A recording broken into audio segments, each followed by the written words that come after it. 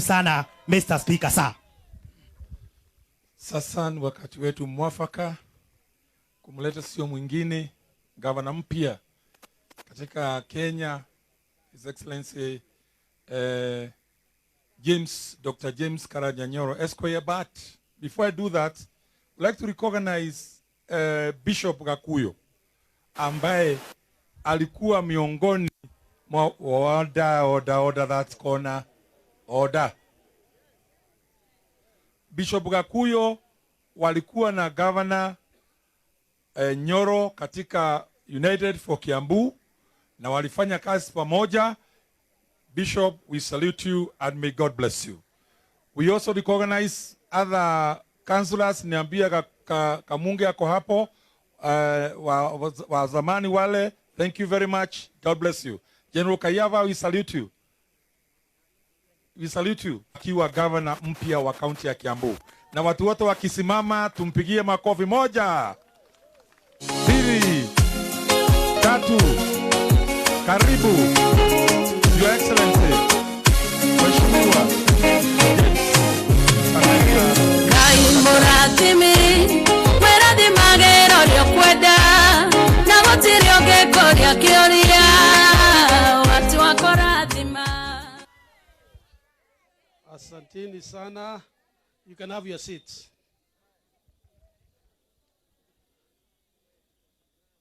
Asante sana. Our Chief Magistrate, Patricia Gishohi, our County Commissioner, rafiki yetu, Wilson Wanyanga, our Senator, mteule, Bwana Mwaura, honorable members of parliament, wote, ambao wako hapa, marafiki zetu, honorable county MP, ni rafiki zetu, naona kama wameondoka, na wale wa zamani kama General Kayava, wale ambao honorable members of the county assembly, rafiki zetu, our county executive officers, CECs, mawaziri, our chief officers, wafanyikazi wote wa Kiambu County, sisi zote ambao tumekuja hapa, hamjambo. Ningetaka, I would want to introduce a few people, kwa sababu nimeona tumekuwa na shida kidogo. I want to introduce my wife, Sarah Karanja. Nasikia watu wengine hawakuwa wanamjua, anaitwa Sarah Wairimu Karanja, ndio my wife. Na tuko na watoto wakubwa 3. Let me introduce to you our last born. Ako hapo anaitwa Brian Karanja. Niko na wengine family members who are here. My brothers and sisters are all, and taking recognition of my colleague, deputy governors, whom I'm very, very proud about. I would really want to appreciate your presence, and I know what our chairman has said. Tuko kwa group moja katika group ya deputy governors, na wote walikuwa wanapenda kuja. Nimetoka, lakini nimewaambia, once a deputy governor, always one. Kwa hivyo ningetaka kuwashukuru sana. Kuna watu wengine ningetaka kuwa acknowledge. Tuna rafiki yetu hapa anaitwa David Mbio, ambaye amefanya kazi kubwa sana kwa upande wa BBI. Tuna kijana mdogo pale anaitwa Kamau Megwe. Kamau hatakiwi kujulikana kazi yake, lakini ni kazi ya muhimu sana. Kamau Raila ako hapo. Huyu sasa ukitaka kutuma message kwa baba itafika. Niko na marafiki wengine huko, lakini kwa sababu ya nafasi sitaendelea kufanya introduction, lakini Mungu akitujalia tutapata nafasi ya kujuana. Nimepigwa simu asubuhi na senator wa Matangi, akaniambia nitume apology yake kwa sababu angependa kuja hapa lakini hageweza. Kutoka hapo, let me take this opportunity to thank sincerely our judge and the chief magistrate and people who have worked behind the scenes since yesterday for us to get to the point ambayo tumefika. Watu waliona mkono wa kisiasa, lakini tumejua ilikuwa mkono wa sheria. Na kwa hivyo ningetaka sana kuwashukuru jaji wetu John na Patricia na wale wengine wote, watu ambao wametoka devolution, Ministry of Devolution, County Commissioner, rafiki yetu na watu yako yote, watu kutoka ofisi yangu zote ambao tulikutana jana na tukaunda Assumption of Office Committee na tukaendelea mpaka tukafika mahali tumefika. Kuna watu wengi sana ambao wamefanya kazi mingi behind the scenes na wote tungetaka kuwashukuru. Na kwa sababu tumekaa sana, I don't want to take a lot of your time of my swearing in as that for this far he has brought us with his blessings. And we all know it has not been easy, but nevertheless, he has been our Ebenezer. Let me also take this opportunity to thank most sincerely the great people of KIAMBU for their continued support, patience, perseverance, resilience, justice. Watu ya KIAMBU, it is your resilience that has brought us this far. I am aware and deeply moved by many of you who have been seeking God, including going into prayer and fasting, so that God could possession, continuously asking God to provide a new beginning for this great county. Let me also sincerely thank our President, His Excellency Uhuru Muigai Kenyatta, for his great leadership for this country, for this county, and his stewardship to bring, and the desire to bring this country to where it belongs. He has particularly been very supportive to the people of KIAMBU, as we are going to see in many, many development endeavors. Our only plea to our people is to continue to support him over the remaining period, but we will also leave a positive legacy for this country. I would also want to thank other leaders in this country who have continued to support the President in his endeavor to unite the country through the handshake and indeed the BBI initiative, all surrounded by the Big Four.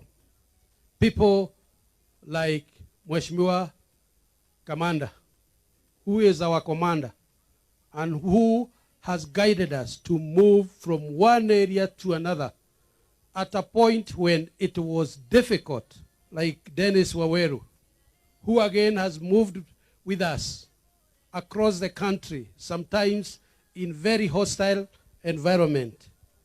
Others who have been with us, including my friend Kamau and others, I will not name all of them, but I want to thank them sincerely because we have spent sleepless nights thinking about how we will bring the BBI and handshake into the shape that it is today.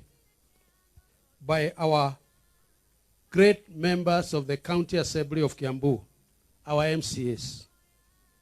It is your dedication, your patriotism, and desire for good, accountable, and transparent government that has brought us this far. Thinking about how we will not only forestall, but we will plan for the future of this county.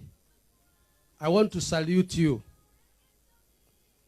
as you all have become a beacon of hope for days to come and benchmark for accountability, dedication, patriotism, and good governance for this country. I personally feel in the process we have lost a lot of valuable time as we have been pursuing these issues, and development for our people has taken the second stage. I don't have statistics, sijui. Wakati tuliingia 2017, what the per capita income, how the level of employment was in KIAMBU County. But being an economist, I am aware that if anything, the situation has only gotten worse. So ladies and gentlemen, lack of accountability and utter mismanagement and privilege of public resources has made KIAMBU a laughing stock in this country and the world over. It is my great desire that we take a different trajectory to change this and make this county a prosperous and well-respected county like it used to be during the time of our forefathers. It is now time to deliver to our people so that we can uplift the standard of living of our people through enhancing job creation for our youth, wealth creation in our farms and industries, providing better prices for our coffee, tea, dairy, and being food secure. It's now time to recover from the lost times and opportunities. Time for divisive politics, squabbles, antagonism, and poor leadership by restore KIAMBU's lost glory. And on that point, my mind is very clear. And I want to be very clear to all our members of the County Assembly. We should not be divided. Even for those of us who have been undermining us, even for those of us who have gone to some rakes somewhere in Rift Valley when they are supposed to be in the assembly. That one you have said. We want to ask them, it is time to spend time in the assembly. In our, how many flamingos there are, it is our urge that you come and spend time within the assembly with us at the executive level so that we move this county to the next level within the shortest. We must redeem our reputation, as I have said. And I work closely in a cordial manner with the County Assembly in all aspects to help our people actualize the time development and other aspects, while also operating within the law. I count on all of you to support us, deliver better services in accountable, participatory, inclusive, and people-targeted manner. It is not about us. Sisi ni Wanjiko wa KIAMBU. Na wakati wa kufikiria mambo ya Wanjiko wa KIAMBU ni wakati huu. Yetu itakuja baadaye. Wakati ya kufanya and excited to see our elected members who have been with us yesterday and today. Our Senator Mwaura, our Senator Wamatangi, our women rep, all elected officials, everybody who has been given a position of leadership in KIAMBU, that we should have a common goal and coordinate intelligent. But what we are telling the world is the opposite today. We need to change that narrative and move away from negative and backward political engagement. No other better time exists than now when we are planning to host BBI in our county in the coming days. And I want to be very, very clear here. When we came in 2017, we had our first meeting at Safari Park.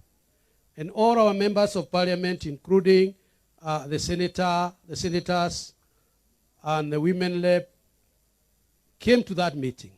And we agreed that we'll be doing quarterly meetings so that we can coordinate our development.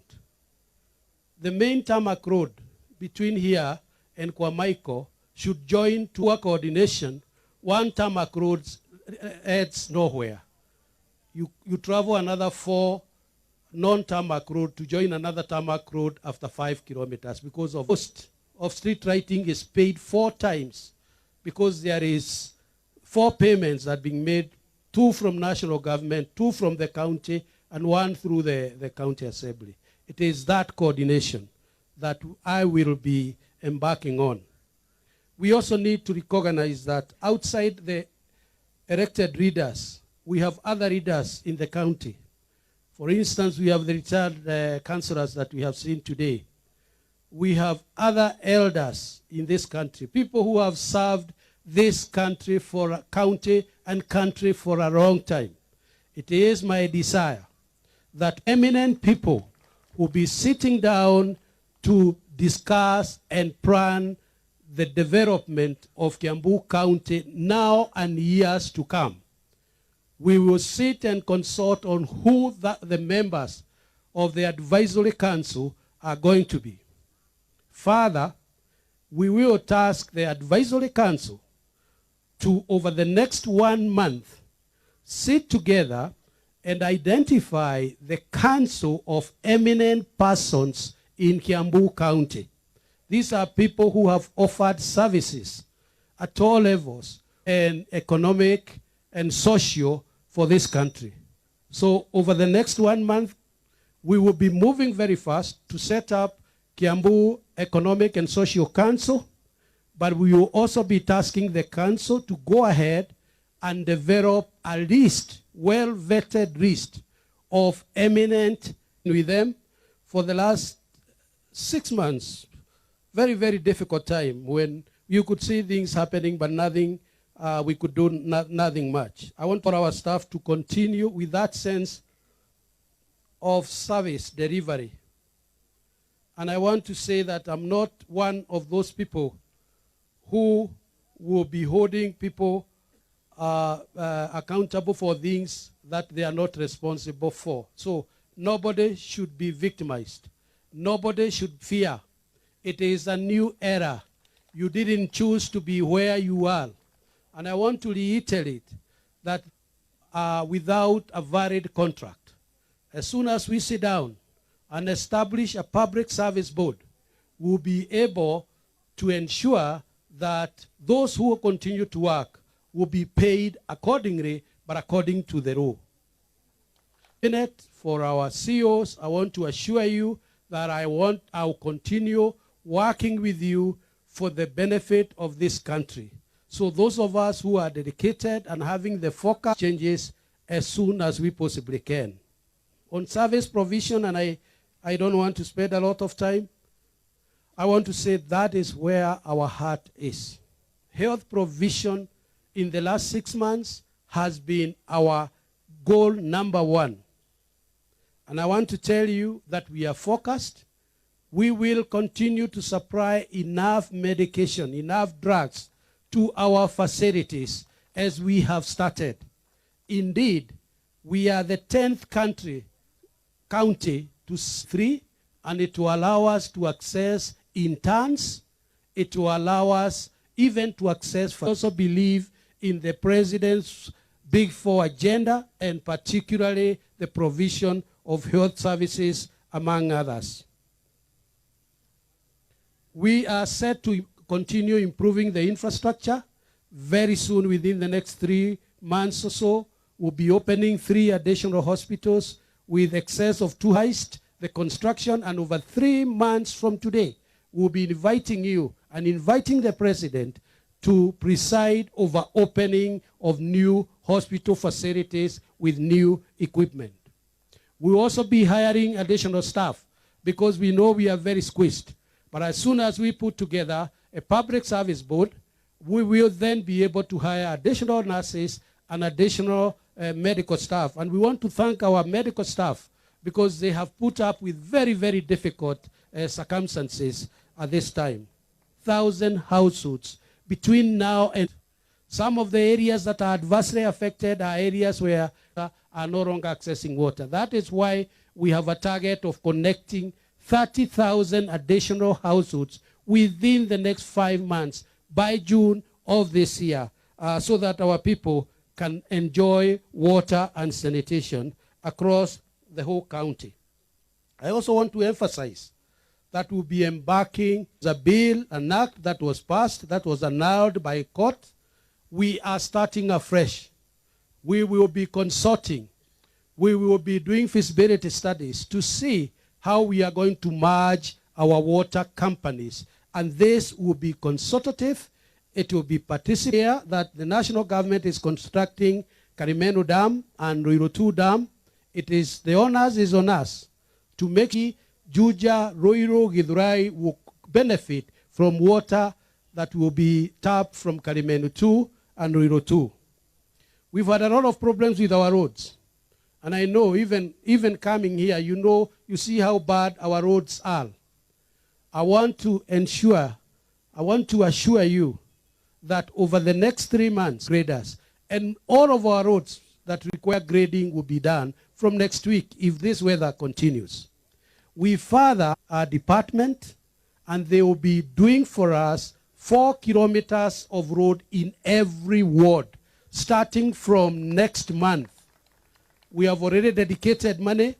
That is a project that is already being implemented in other counties like Meru and Nyandarua, and that is going to be rehabilitated through the collaboration with the national government under the MTF program. Further, we have over close to 300 million from our fuel levy that is going to do 3 kilometers of road in each ward. So you can count 7 kilometers of road that had stored since 2015 that is now coming into completion, including Gakoe Road coming all the way to Kwamaiko. Through the national government, as you know, we continue to get the support of the World Bank to build our municipalities. It's a huge amount of money. I want to assure you that the management of that money is going to be efficient so that it can improve on our physical infrastructure. And you have seen it. You have seen new roads in Nyoro. You have seen new parks in Limuru. You have seen some work in Kikuyu. Those 6 municipalities benefit. Over the next 2 months, we are again inviting the president to help us open 4 modern multi-story markets that we have put, one in Kikuyu, in Kehara, in Juja, and in Nyoro. The one in Nyoro is complete. It's only waiting to be opened. The others are going to be complete over the next 1 or so months. And again, we'll be inviting you. These are new modern where people are doing business, including during the bad weather. I want to end by saying that we appreciate the number of development partners who have started working with us. There are quite a number of them who have now expressed interest. Indeed, yesterday, the tent we were supposed to use for signing, for this oath signing, identified KIAMBU County to benefit from finance and trade with the U.S. government. And we are the only county in Mount Kenya region that will benefit from that relationship. That comes in because of trust. It comes in because of vision. It comes in from next month, we'll be distributing subsidized seed, maize and beans from about 15 because we want to enhance our food security.